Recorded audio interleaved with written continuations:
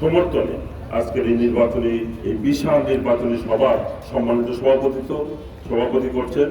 আমি আসলে সিলেটের কথা দুইটা কথা বলতাম, আপনারা রাজি আছেন তো?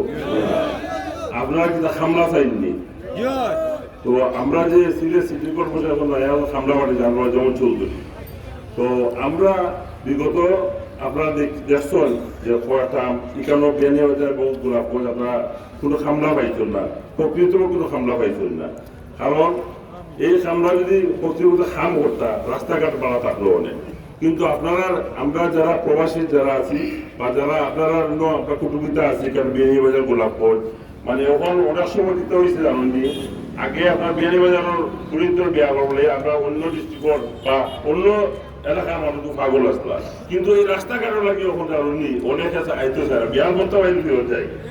কিন্তু আজকে একজন মন্ত্রী আসলা, শিক্ষা মন্ত্রী আসলা, তার কত পাওয়ারফুল তাই, কিন্তু একটা রাস্তাঘাট অবস্থা কি খারাপ মানুষের অনেক বিষয় আছে। কেন আমি বেশি দীর্ঘায়িত করলাম না বক্তব্য, কারণ সময় কম।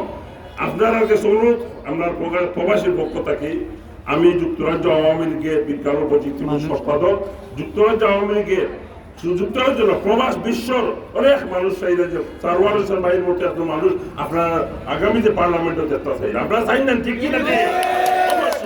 আজকে প্রমাণ করেন এই যে হাজার হাজার মানুষ আলগায় মানুষ আপনারা চাইলে তাদের নির্বাচিত কর্তা আগামীতে এই গোল মার্কায় আপনারা প্রমাণ হোক 7 তারিখ জানুয়ারিতে ভোট কেন্দ্র পাহারা দিয়া তার মতো একজন ব্যক্তিরে পার্লামেন্টে নির্বাচিত করিয়া আপনারা গোলাপগঞ্জ বেরিয়ে যাওয়ার বাসীরে একটা মডেল এবং মডেল এখন একজন জননন্দিত নেতা, একজন মডেল এলাকা হিসাবে আপনারা গড়ে তুলতা, এই আশা ব্যক্ত করিয়া আমি আমার বক্তব্য দীর্ঘায়িত হয়ে আপনারা সবাই ধন্যবাদ।